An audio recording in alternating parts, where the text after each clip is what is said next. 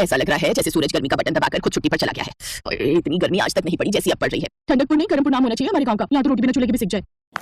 अरे चंदा की माँ मोहन नहीं आया अभी तक? हाँ पता नहीं, 4-5 दिन का भूल कर गया था, 8 दिन हो गए। पता नहीं साहूकार कितनी मजदूरी करवा रहा है। इतनी गर्मी पड़ रही है, न जाने ठीक से कुछ खा पी भी रहा होगा या नहीं। गर्मी की वजह से ठंडकपुर गांव में सभी परेशान थे। जानकी का परिवार गरीब था, मोहन मजदूरी का काम करता था। उसी सिलसिले में वो पिछले 8 दिन से ढोलकपुर गांव के साहूकार के पास काम कर रहा था। वहीं बूढ़े मजदूर से मोहन की बातचीत शुरू हो गई। बूढ़े मजदूर की एक दिन तबियत खराब थी। मोहन ने अपने साथ साथ उस मजदूर का भी काम कर दिया। ये देखकर मजदूर की आंखों में आंसू आ गए। अगले कुछ दिनों तक मोहन दीनू नाम के उस मजदूर के हिस्से का काम करता रहा। मोहन बेटा, तुमने इतने दिनों तक मेरी मदद की, मेरा सहारा बने। अगर मैं कुछ कहूं तो बुरा तो नहीं मानोगे? नहीं चाचा बोलिए, आप उम्र में बड़े हैं, आपकी बेटी की तरह। बोलिए मोहन बेटा, मेरी उम्र हो चली है। मुझे अपनी बेटी कुसुम की बहुत चिंता होती है। अगर मुझे कुछ हो गया तो मेरे बाद न जाने मेरी बेटी का क्या हो। मोहन बेटा, मेरी कुसुम को पिछले कुछ दिनों से तुम भी देख रहे हो। तुम जानते हो वो समझदार है, सारा घर संभालती है। अगर तुम उससे शादी कर सको, मतलब मैं जोर नहीं दे रहा, बस तुम अपने से लगे तो मन की बात कह दी। चाचा मैं जानता हूँ कुसुम बहुत अच्छी है, पर एक बार मैं घर में बात कर लूँ फिर आपको बताता हूँ। मैं जाते ही कुसुम के बारे में घर में बात करूंगा। मोहन जी, ये रास्ते के लिए कुछ रोटियां और चटनी बांधी है, आप खा लेना। मोहन ने मुस्कुराते हुए कुसुम के हाथ से रोटी की पोटली पकड़ी और वापस घर के लिए निकल गया। घर जाकर उसने कुसुम के बारे में बात की। अरे बेटा, आजकल बिना जाने पहचाने ब्याह करना गलत है। धोखेबाज लड़कियां मिल रही हैं और हम तीनों और उसकी बेटी को जानते ही कितना है। माँ कुसुम अच्छी लड़की है, मैं कुछ दिनों में समझ गया। वो लोग बहुत सीधे हैं। एक बार मिलाते हैं, देखने में बुराई ही क्या है। और कौन सा हम ज्यादा पैसे वाले हैं जो बड़े घर की बेटी का सपना देखें। लड़की अच्छी हो तो किसी भी घर को स्वर्ग बना देती है। क्या पता कुसुम भी इस घर के लिए लक्ष्मी बनकर आए। मोहन के कहने पर उसके परिवार वालों ने कुसुम को देखा। कुसुम के पिता ने अपने सामर्थ्य से उनकी खातिरदारी की। कुसुम देखने में ऐसी सुंदर थी मानो कीचड़ में कमल। देखते ही कुसुम सबको पसंद आ गई। कुछ दिनों बाद बहुत ही साधारण तरीके से मोहन और कुसुम की शादी हो गई। भयंकर गर्मी पड़ रही थी। घर में एक ही पंखा था। अब मोहन की शादी हुई तो जिस कमरे में पंखा था वो जानकी ने मोहन और बहू को दे दिया। खुद वो पति और बेटी के साथ आंगन में सोने लगी। अब बेटी चंदा को रात में बहुत गर्मी लगती। माँ बहुत गर्मी लग रही है, हवा भी मानो हवा लेने गई है। पंखा कौन सा सही है, वो भी इतना बूढ़ा हो चुका है कि हिलता भी है तो जैसे गिनती करके हवा देता। उसी के नीचे बहू कुसुम और मोहन सोते हैं।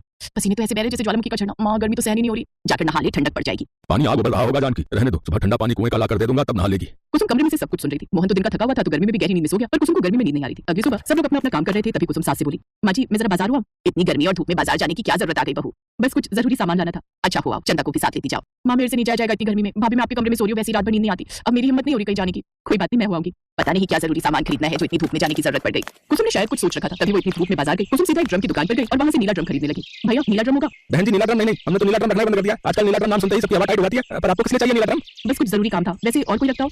यहाँ पिछली गली में दुकान है, वहाँ पूछ लो। वैसे पूरे गांव में नीला ड्रम रखना बंद कर दिया सबने। यहाँ तो जनाब बाजार में बहू कुसुम ड्रम खरीद रही थी और बाजार की सबसे तेज रडार यानी पड़ोसन की नजर उस पर पड़ गई। पड़ोसन का स्कैनर चालू हो गया और फिर वो धूल उड़ाती सीधी जानकी के घर पहुंची। जानकी, अरे वो जानकी, जल्दी दरवाजा खोल, बड़ी खबर लाई हूं, बड़ी खबर।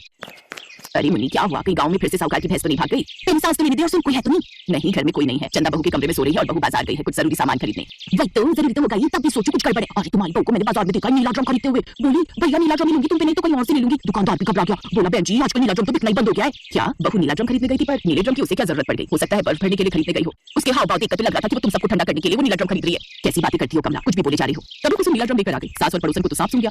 जानकी मैं चलती हूँ, फिर आऊंगी। हाँ, पड़ोसन पतली गली से निकल गई, पर जानकी का शरीर तो भरी गर्मी में बर्फ की तरह ठंडा पड़ गया। माँ क्या हुआ, तुम इतनी घबराई क्यों?